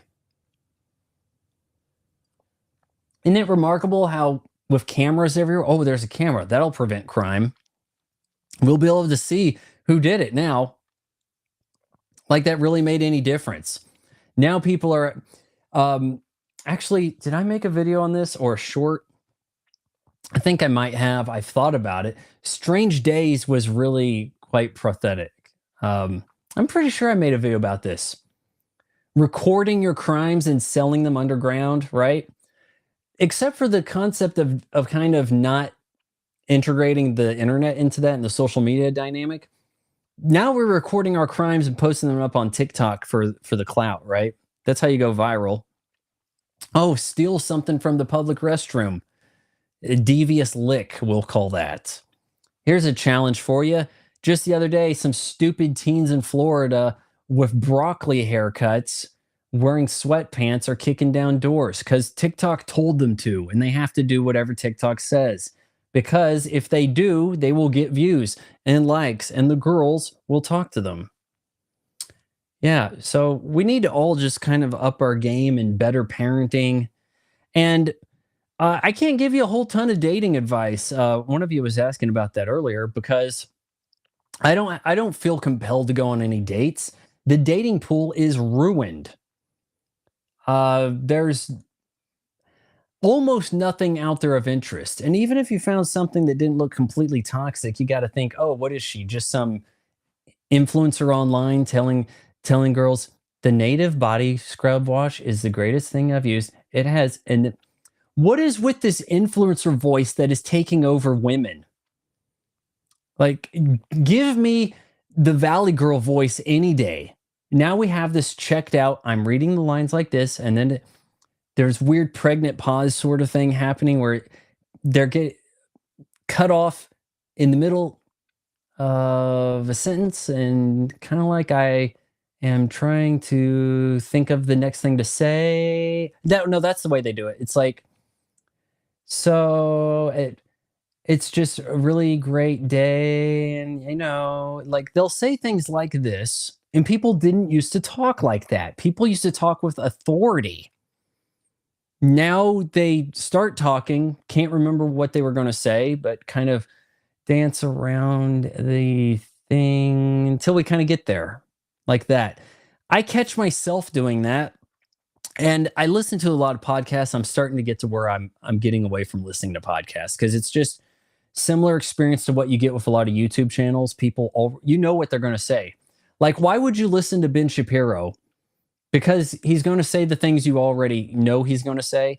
But his whole operation is really just not a shadow organization, but it's a ruse to get you to agree with supporting Israel. So today we're going to be talking about this over here, and then Margaret Qualley versus Jules Vaughn over here. But hey, meanwhile in Israel, so hook you with one thing, and then because you're here, got to give you the Israel news. Even when there wasn't particular conflict over there, he'd have to bring up Israel. So it's really quite clear he's getting his money from certain places, and they want him saying certain things. And it's stuff that he agrees with. So, hey, he's all in, right? And then he'll sell you some scammy title from Scotland so you can call yourself a lord. Jesus. When I have something that I kind of tell you guys about, I've told you about some leather, some face wash and sort of stuff I actually use that I don't have like issues with. I don't think that you would be upset about buying so much. I wouldn't recommend garbage to you guys. But I guess because I have some scruples, we don't need me to get an audience. Jesus. Poitier was in the heat of the night. He stood up to the white man, but was put into his place by Steiger after Poitier wanted to arrest plantation owner, then solve the murder. Correct. And actually, Rod Steiger, he got the Oscar for Best Lead Actor in that. And this is around the time when they were having a tough time figuring out who the lead was in any given movie.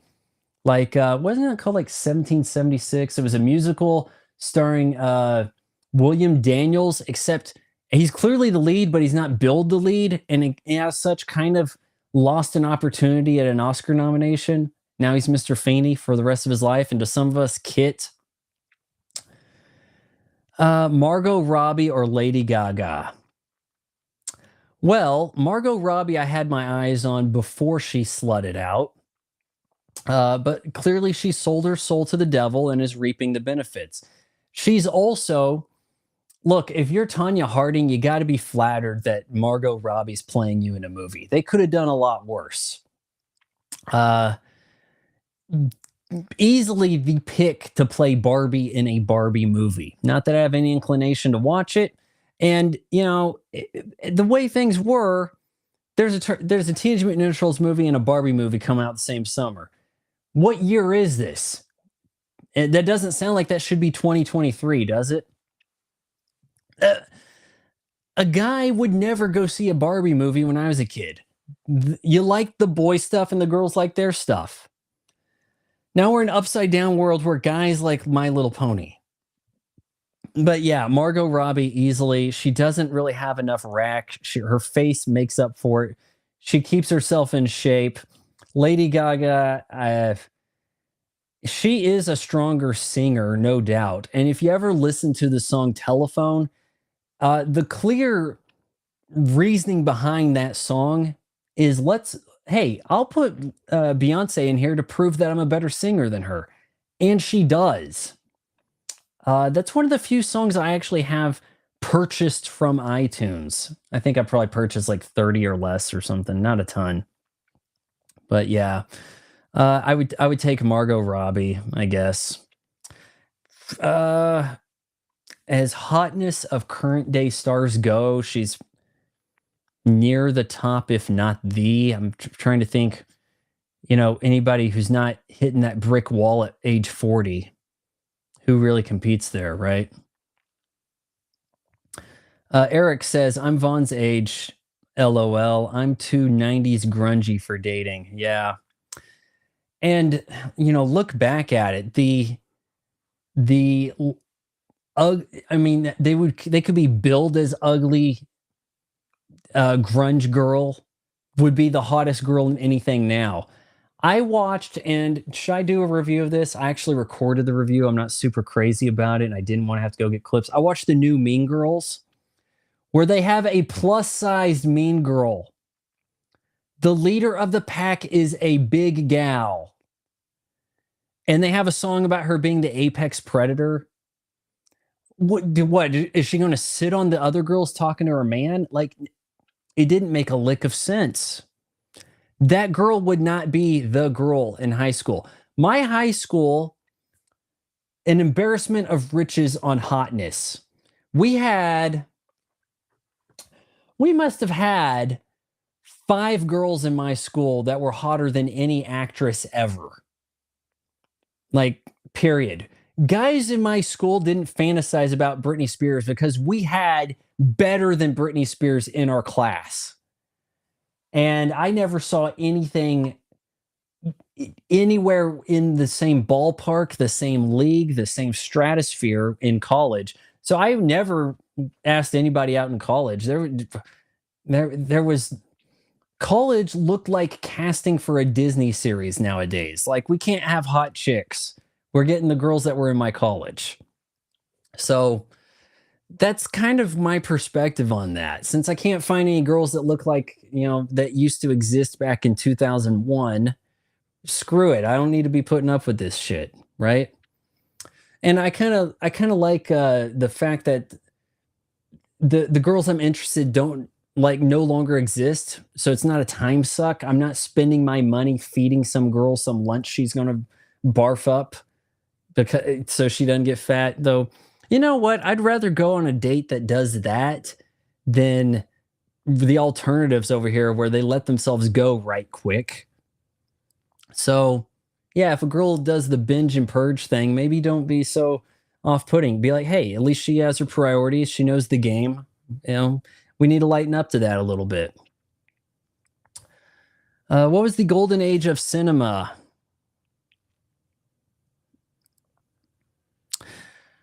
Probably the 90s. I mean, we want to look back at the 80s and think this was so amazing. And the 70s had some good stuff too. And those were certainly times where storytelling and a sense of maybe morality was played out in a favorable fashion. Acting had to be on point, but all of those things maintained being true in the 90s too. And we had the added tools of CGI. We had some really incredible cinematography happening in the 90s and sometimes in the 80s and sometimes in the 70s, but really more often, even some of the lesser films looked great in the 90s. And they don't now. Like I saw Bad Boys Ride or Die. It looks like complete shit compared to the original Bad Boys. There is no realistic justification for this. It costs more. It's using more technology. Why would it possibly look worse? Because technology has been abused to the point where it isn't about better, it is about efficiency. And efficiency, a lot of that is price. What's the economical way to do things? To run great CGI animated characters in something like The Mummy, for example, or what you could do with CGI in episode 1. It took a lot of talent and it took a lot of patience. It took attention to detail that you don't get today because they're in a rush to cookie cutter churn shit out. Oh, well, I couldn't even tell that wasn't a real gun that Samuel Jackson was holding in whatever Marvel thing. Yeah, you can. Okay. Shit. Well, you can tell it was CGI. So, yeah, I mean, they want to talk this sort of stuff up, but we don't get great stuff these days. The 90s, that's the golden age. Though you can't really call it as such. You got to kind of act like golden age is throwback to the 40s in a way, because the era is the oldest time is going to be like gold, right? So it just doesn't really work out to say the 90s were gold in a sense. I have to say Gaga over Robbie. Really? Is it because of the songs? Lady Gaga does have some catchy stuff, but can we be real here? She's kind of just doing the Madonna thing. A little bit of sexuality shock. Some of her songs sound way too. She has one that sounds. I was born this way. Express yourself. I mean, I'm telling you, it's Express Yourself. Which, by the way, music video directed by David Fincher. I am going to assume there is no current day music video that looks as good as David Fincher's Express Yourself. Jesus, like music videos from David Fincher and Michael Bay were so much better than the garbage shit we get now. Oh, but we can put money in them. Or are we not putting money in music videos because they don't play on MTV? But do we want the Psy style viral effect of video fame on YouTube, that ad revenue? What's the game with music videos? When I run out of purple drink over here, we're going to have to call it a stream, as I'm going to go hoarse, yelling at myself. Is this good? Do we want live streams from me? This is a cheap way to do this. This is the way the usual movie grifters operate on YouTube. And, you know, do I have to take something out of their playbook? I think you kind of have to, unfortunately, because look at how much average viewer time I've got here. I've got a chat. I don't mind doing this if there's going to be a chat, right? I don't mind. So I got to say that much. You guys are making it enjoyable. Otherwise, I could play Twitch games. I just played 2 Resident Evil games. Didn't have an entire viewer for my stream of Resident Evil 6. And I would probably do the stream over here on YouTube, but the way it's set up on Xbox, I don't think you can. I think the destination's Twitch. So will going to the movies be end since most studios are losing money on the big screen? Will everything be 100% streaming? My local independent theater. Your local independent theater has closed down. See, I've got some that kind of come up. I had one that closed and it got bought by AMC, and then they kind of got rejuvenated. Though there was another theater, the theater where I saw the Batman, it closed. But like I was saying, let's not be completely doom and gloom on this. Let's kind of buck the trend and say there's hope. Movie theaters made for adults. That could be the future. I'm not saying adult movie theater like in Taxi Driver. I'm saying that they could get to where they just make the movies for the audience that actually goes instead of the prospective audience. And if you want to look at from a business perspective how we got here, when all the studios quit being studios and they got bought up by tech firms and whatever the hell else, and everything had a vertical integration. Hey, we own the TV channel, we own the movie theater, we own the newspaper, we own the video game, whatever, all that stuff.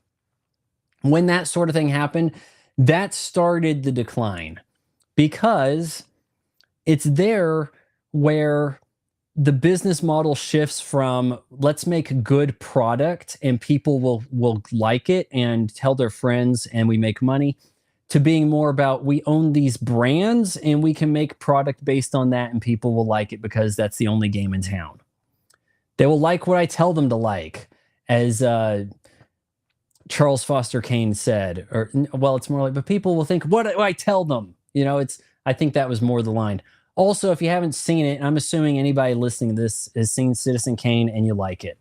So I think that was Roger Ebert's favorite movie, and I have the DVD. I think he does a commentary track for it. So, yeah, there is a possibility for the theaters, but it's going to have to be for a crowd that likes the theater.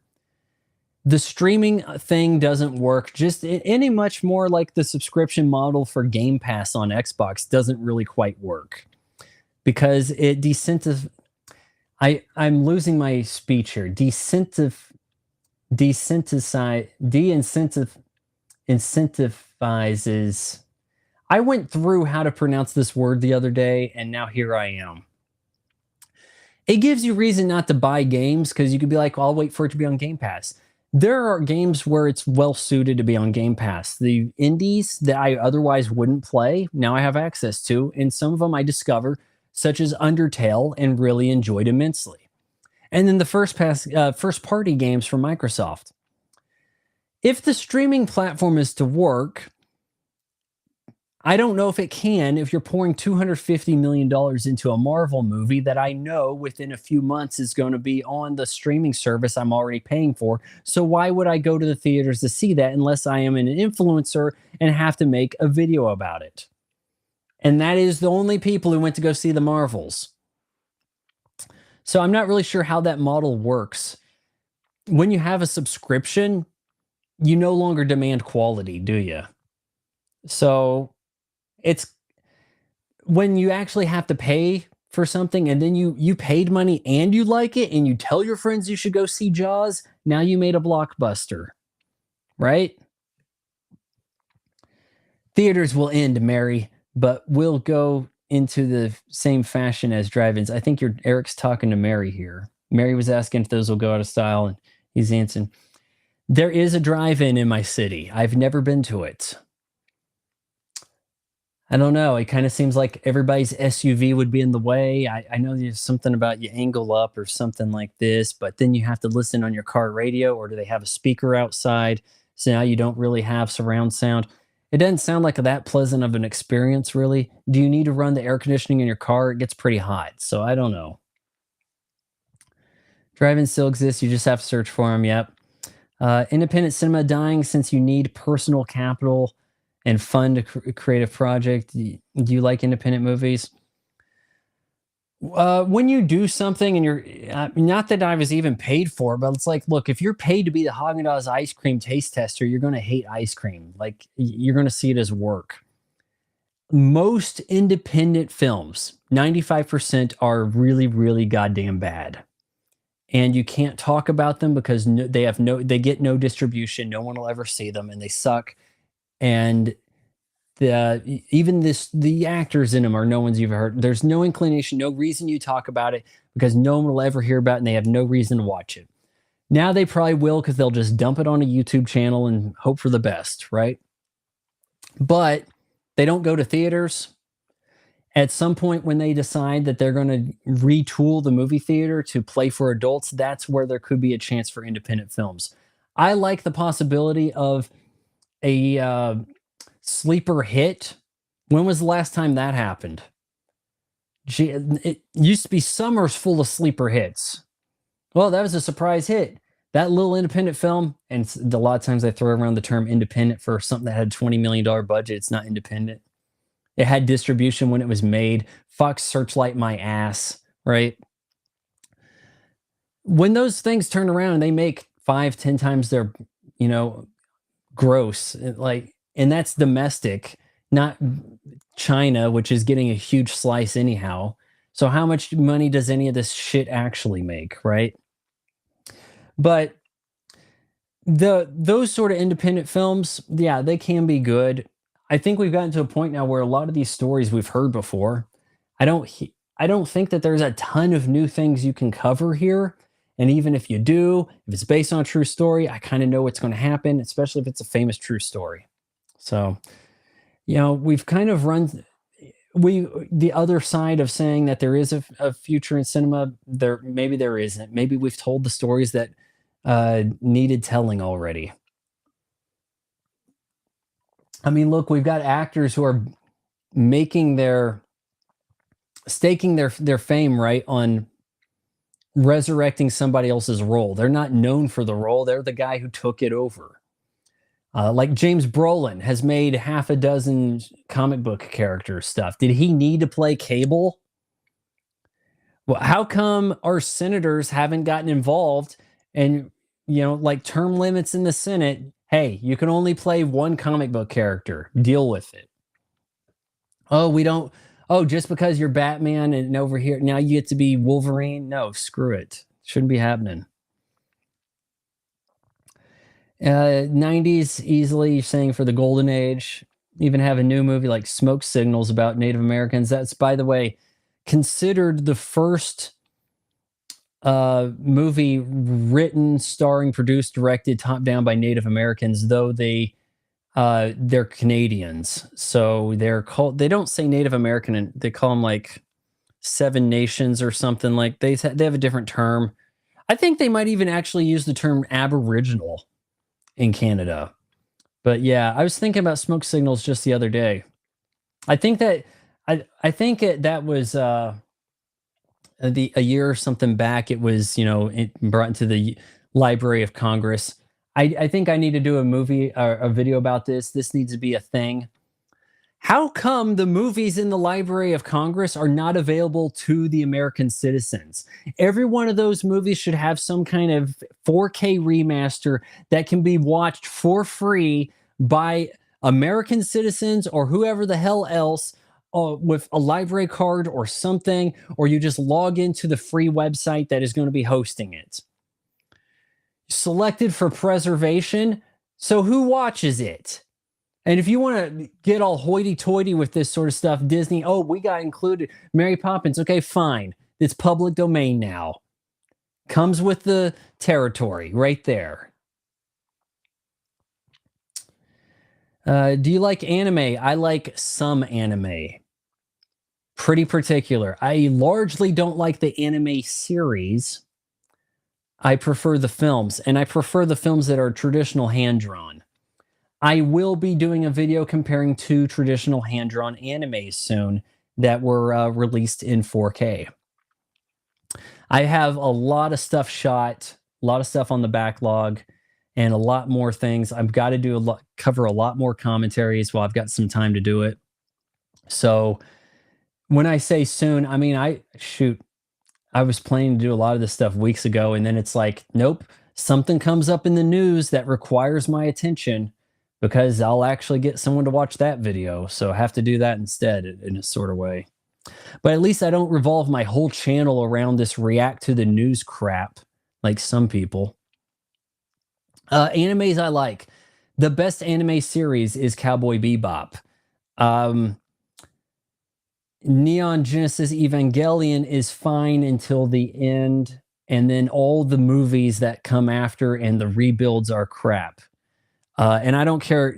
End of Evangelion, that movie from like 97, that's garbage. I made a video about that where it shows an audience it actually cuts to the audience watching this crap confused. That's how edgy fourth wall break we wanted to get with that. So it's kind of this thing where it's like, oh, you didn't like the ending I had planned, and then you cut our budget. Now, okay, fine. I'm going to give you an ending that's even crappier. And then here, this rebuild. What do they call it? Evangelion X14 1.2. You can't proceed. No, you can't. Or the weirdest titles you can imagine. That tells you how esoteric they wanted to get with that stuff. I haven't read any manga, but I was exposed to manga a little before you guys because in my German class, there was a Japanese student who had Initial D manga. And I was like, what is that? He's like, oh, yeah, this guy, he drives this. I'm like, oh, well, that's a sweet RX-7 right there. And it's like, yeah, well, this guy, he can beat him because he does things like he gets his, he's like a tofu delivery guy, and he gets his wheel in the drainage ditch or something. And I actually did like the first season of Initial D. The second one, not so much. They went with the, after they got away from the hand drawn, it starts to look like garbage. They kind of get back to improving things. A little bit more attention to detail a little later. What do they call it? Third stage or something. But yeah, of the anime, I usually do prefer the hand drawn films, though I did really like oh Christ, it's super highly rated. Your Name. That was really good. That had me crying. I cry at some stuff. That had me crying. Towards the end of It's a Wonderful Life gets me crying. If you saw me talking about Spider-Man 2, that had me crying. And also AI, the end of AI, man. When the teddy bear they're like, oh no, we can't bring mom back. But the teddy bear had some of her hair. I was like, you go, Teddy. So that had me crying. It wasn't feeling sad for the android kid. So, I'll see you, brother. This was great. Yeah, I'm out of drink, so I think we're gonna have to wind this down. That was my train wreck pose right there from the poster with Amy Schumer, who kind of got overexposed. It's weird. She didn't actually have a hit movie. None of her movies made a whole lot of money. She's kind of like Pauly Shore, right? Kind of a weird deal. So let's wind this down. How long was this? Almost 2 hours. 2 hours right there. Let's stop right there. That's a great place to stop. Yeah. All right. I don't know if we'll do this again. If you guys want to, maybe we can make a weekly thing of this. I don't know. My house could get a lot noisier. Shit. I had guys trimming a tree earlier, and I thought that might interfere. I guess Kate never showed up, right? So, hey, let's end this like I do my Twitch streams. If you made it this far, wait until marriage. Counseling. Now I'll unceremoniously hit end stream.